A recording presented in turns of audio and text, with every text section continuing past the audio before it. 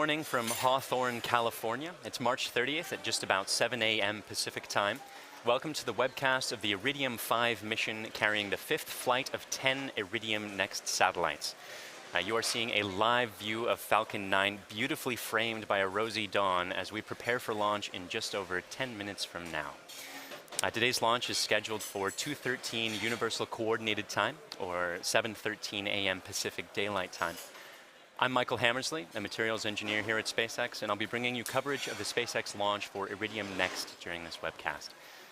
Due to some restrictions from the National Oceanic and Atmospheric Administration, or NOAA for short, SpaceX will be intentionally ending live video coverage of the second stage just prior to engine shutdown.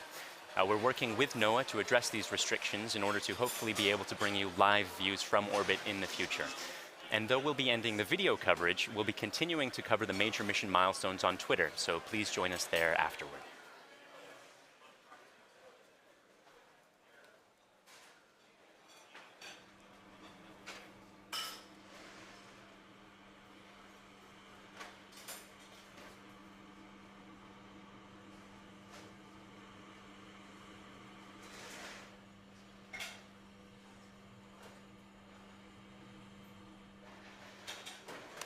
Today's launch is from Space Launch Complex 4 at Vandenberg Air Force Base. And you can see the two-stage Falcon 9 vehicle standing about 70 meters tall, which is taller than a 20-story building, there on the pad just after sunrise. It's a really clear shot. Usually Vandenberg is way foggier than this, so it's a beautiful, beautiful view here. The first stage, which is the part that's not currently illuminated by sun, provides the initial force to get out of the majority of Earth's atmosphere. SpaceX does not plan to recover the first stage for this mission. We will be performing a landing sequence, a simulated landing sequence out in the Pacific Ocean, but there's no drone ship in position for recovery. So we won't be following it during the webcast, but you may hear call-outs on the countdown net while we follow the second stage into orbit. The second stage, which is the part in the sun right now, takes the satellite from the edge of space and accelerates it to orbital speeds of just over 7.5 kilometers per second, or 17,000 miles per hour. That's 10 times faster than a bullet.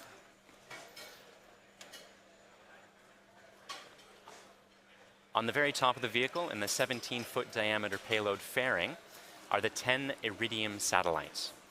For this mission, we will be attempting to recover one half of the payload fairing as part of our ongoing fairing recovery efforts. The ultimate goal is full recovery and reuse of the entire vehicle. So recovering the fairing is an important step towards that goal. It's still part of an experimental program at the moment.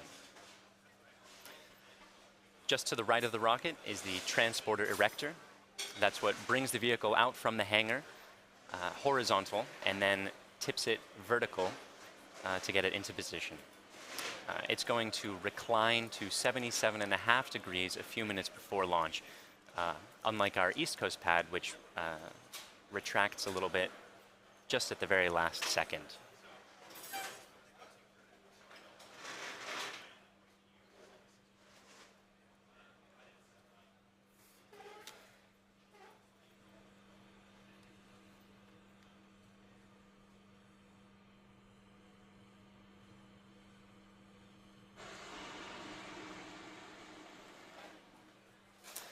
Quick status report. Falcon 9 has been loading propellants since about T-minus 70 minutes. Fuel, that's the kerosene, is about complete on the first and the second stage at the moment. Falcon 9 burns a rocket-grade kerosene to get to orbit. But because you need oxygen to burn kerosene, and there's not much oxygen high up in the atmosphere, we have to take our oxygen with us. So we carry a super chilled liquid oxygen in the tanks. That liquid oxygen is currently being loaded. The first stage is about 90% filled, and the second stage is about 60% filled right now. We'll be continuing to load those until just the last couple minutes before launch in order to keep that as cold as possible, in order to make it as dense as possible to fit as much on the vehicle as possible.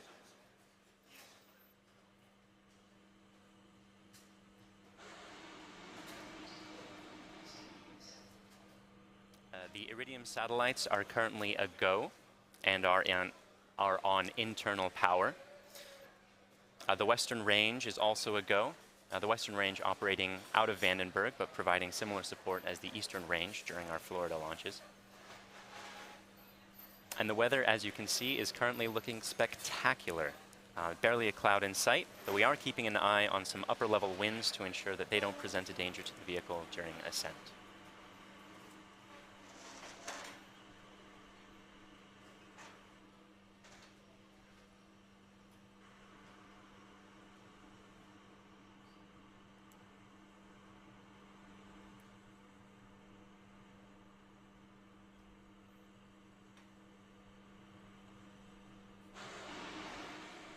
SpaceX is launching 10 Iridium Next satellites to low Earth orbit today. And this is the 5th of 8 launches to put that constellation into orbit. We started launching with Iridium in 2017. And after this launch, we will have put 50 of the Iridium Next satellites into those orbits. These satellites form a constellation comprised of 6 polar orbiting planes, each plane containing 11 operational cross-linked satellites. So you can see in the image on your screen that a polar orbit means that each satellite is going to cross over the north and the south pole every time it rotates the Earth. This is opposed to if it were an equatorial orbit, it would be going east to west or west to east, sort of around the equator. When completed, the Iridium network will be using a total of 66 active satellites, as well as 9 in-orbit spares. Each of those satellites weighs about 600 kilograms, and when the solar arrays are fully deployed, they have a wingspan of just over 9 meters. In order to correctly position those satellites into today's orbits, the SpaceX team has to launch right on time. So the launch window is only 1 second long, and if we delay for any reason, we have a backup opportunity at about the same time tomorrow morning. When Falcon 9 reaches its intended orbit, the vehicle will send commands to separate the satellites at about 625 kilometers in altitude. The satellites will be released one at a time, about every 100 seconds. The entire sequence will take 15 minutes, and from there, the satellites will maneuver to their final orbits. We have a quick video from Matt Desch of Iridium explaining some of the unique features of the Iridium system.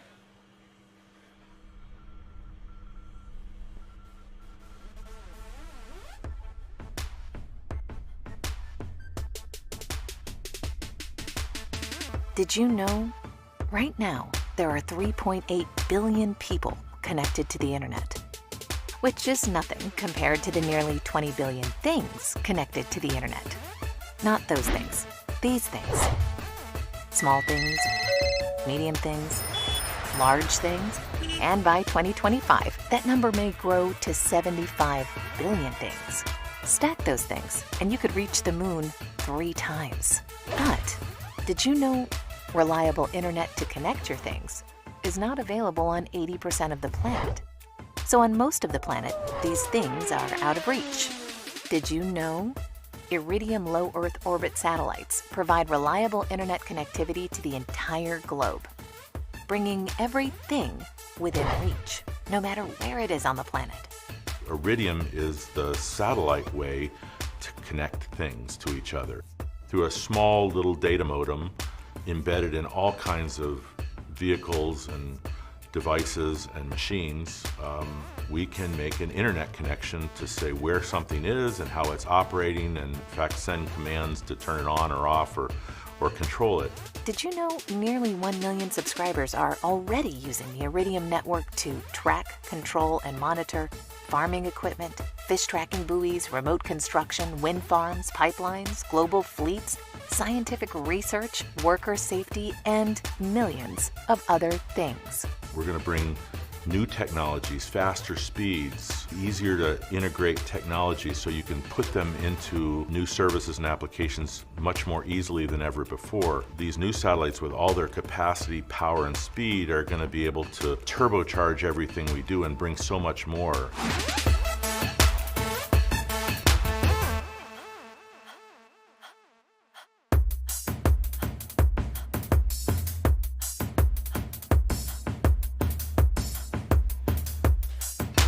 We're at about T-minus 4.5 minutes to launch, and we've got only a few things left to do at this point. Engine chill began at about T-minus 6 minutes. That gets the engines to a cold enough temperature where the liquid oxygen doesn't turn into a gas immediately upon contact, which makes startup a bit tricky. The strong back is going to begin its lean back shortly. We're currently finishing up propellant loading and pressurizing the tanks to make sure they can support the mass of the fully loaded vehicle. That propellant loading is going to continue for another couple minutes still to keep it all as cold as possible. We'll also be performing an engine wiggle. That's testing the thrust vector control system that steers the engine during its ascent. You may also see a vent of gaseous oxygen from the strong back inside of about T-minus 90 seconds. And you can see the strong back is beginning its retraction at the moment, leaning back slowly there. It's going to continue until it gets to about 77.5 degrees. At T-minus 1 minute, the vehicle will transition to internal power, and from there it will completely control the remainder of the countdown. The satellites are all still go, the range is also go, and the weather is looking great. If you hear the hold call, backup launch window is tomorrow at 7:14 a.m. Pacific Daylight Time. Otherwise, the SpaceX team is excited for launch, so let's listen in to the last couple minutes of terminal count.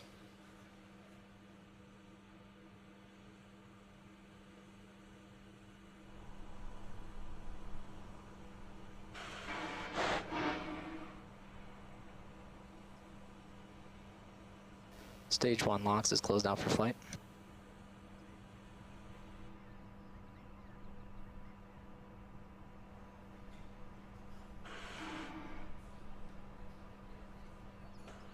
Strong back retract is complete. The strong back is locked out for flight.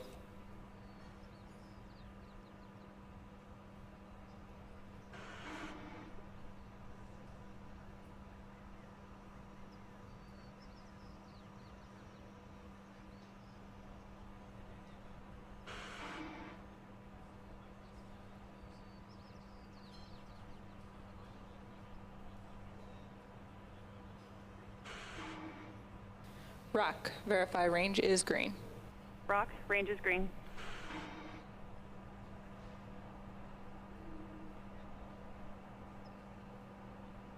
Stage 2 LOX is closed out for flight.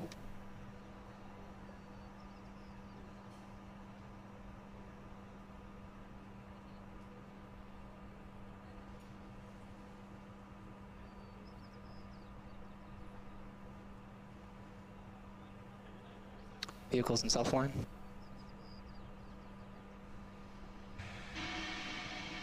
Gas closeouts are started.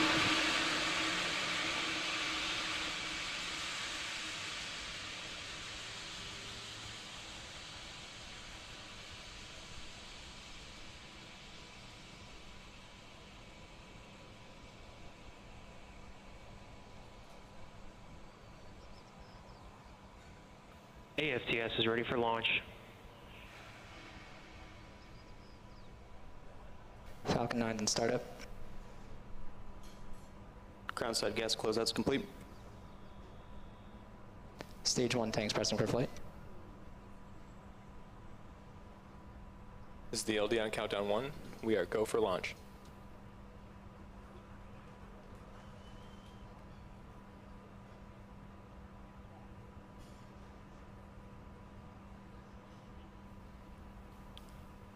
T-minus 30 seconds.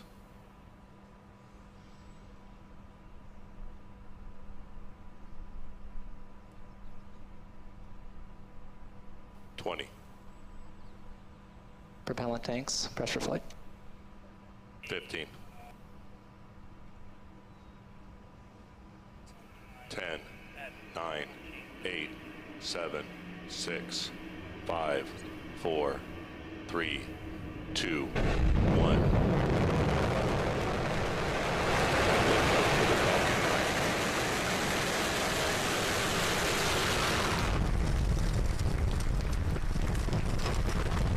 Vehicle is pitching downrange.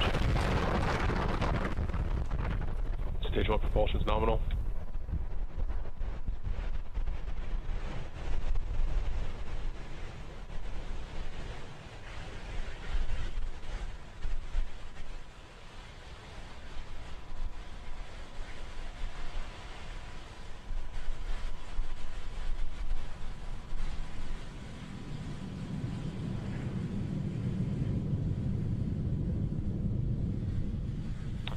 Telemetry are nominal. And we had successful liftoff of the Falcon 9, as you saw. It's pitching downrange at the moment to continue its ascent into orbit. Going supersonic right about now. And it'll be going through max Q shortly. Vehicle is supersonic. So we're decreasing the engine thrust to minimize the pressures of max Q, which is the point at which the rocket is pushing hardest against the atmosphere. Vehicle is experiencing maximum dynamic pressure.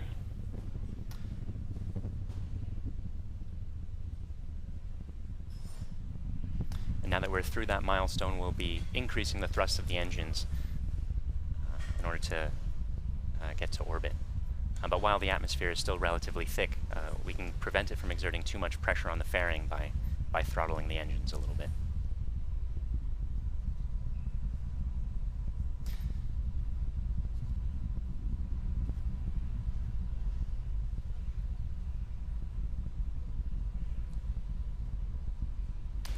We're also chilling the Merlin vacuum engine. Vac engine chill has begun.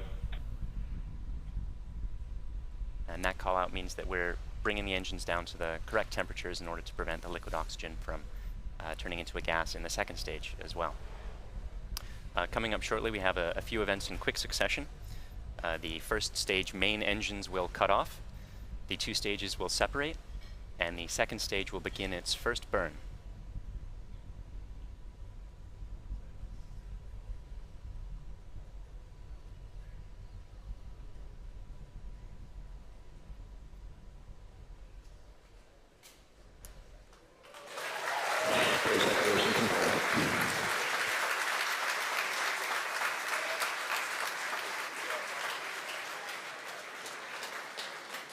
Vac ignition.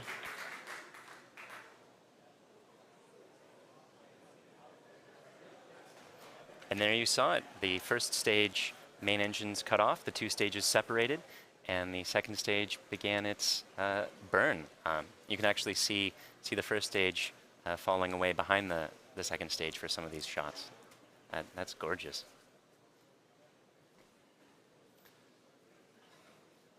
The first stage will be performing a one-engine boost back burn and continuing downrange for a simulated landing.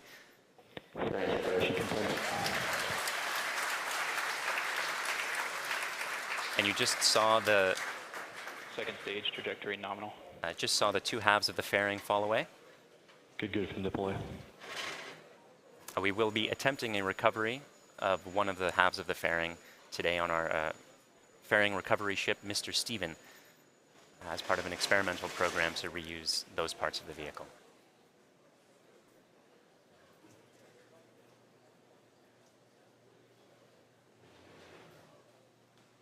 We're just past T plus 4 minutes. The Merlin vacuum engine is performing nominally, glowing red hot there in the vacuum of space.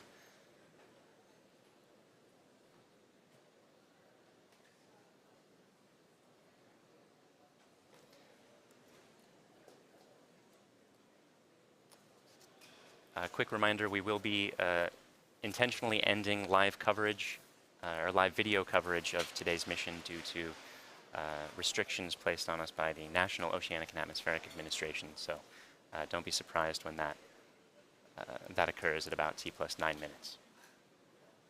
We will be continuing to cover the mission on Twitter all the way through the second burn and deployment of the satellites at about T plus 50 minutes.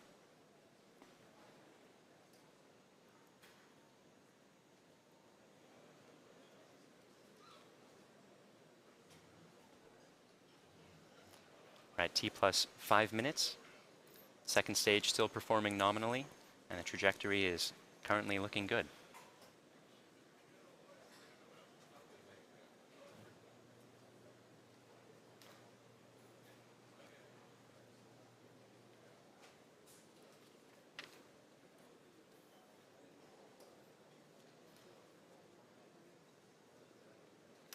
A couple interesting facts about the first stage as it's continuing its simulated landing. This one first flew for the Iridium-3 mission, And the Iridium-2 and Iridium-4 missions also use the same rocket, which means that today, this is our 5th launch for the Iridium constellation using only 3 rockets.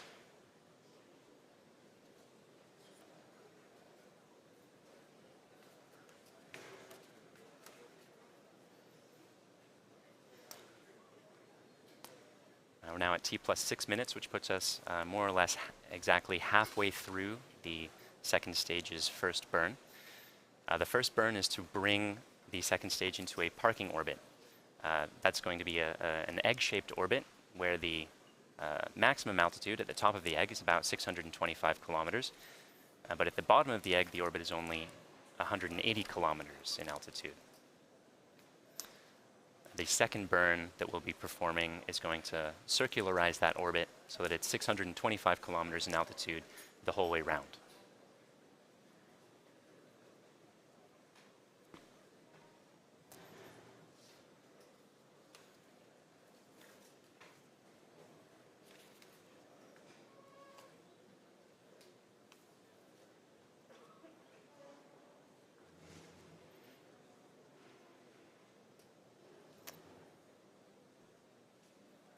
We're now at T plus 7 minutes.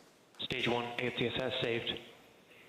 The chamber pressure in the Merlin vacuum engine is looking good, providing good power, constant chamber pressure, and still on track to its parking orbit.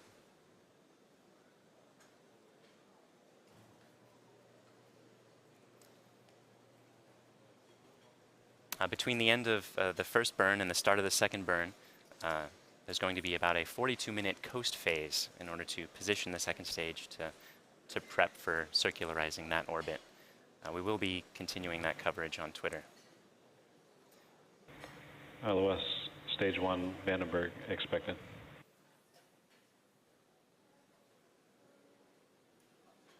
At the time of the second stage, the satellite will have passed over Antarctica and will be just south of Madagascar for that 4-second burn.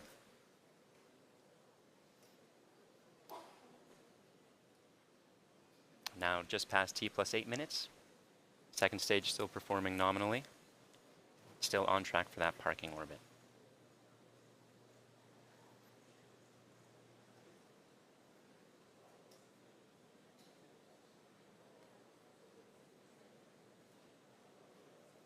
Today is also the 1-year anniversary of the first time we flew a flight-proven Stage 2, terminal guidance. Falcon 9 first stage. Stage 2, AFTSS saved.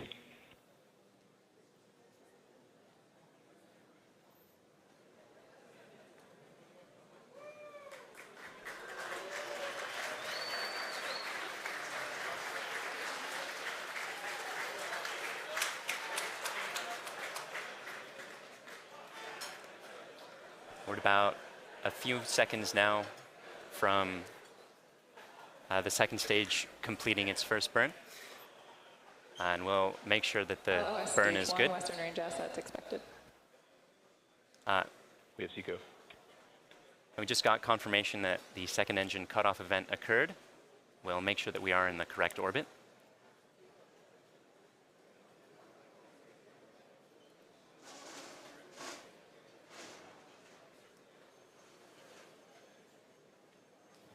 Stage 2, nominal insertion. And we're getting confirmation that we did in fact get into the correct parking orbit. So though we're ending our live coverage now due to restrictions from NOAA, the mission is not yet over, so we'll be continuing to cover the upcoming major milestones on Twitter. That includes the 4-second engine burn and the 10 satellite deployments, starting about 40 minutes from now. So overall, we've had an on-time launch. The first stage successfully got the second stage out of the atmosphere, and the second stage is continuing on its trajectory in a coast phase now to get the Iridium Next satellites into their constellation. So thanks to the Iridium Next customer, Air Force for range support, and the FAA for launch license, and see you online for the rest of the mission.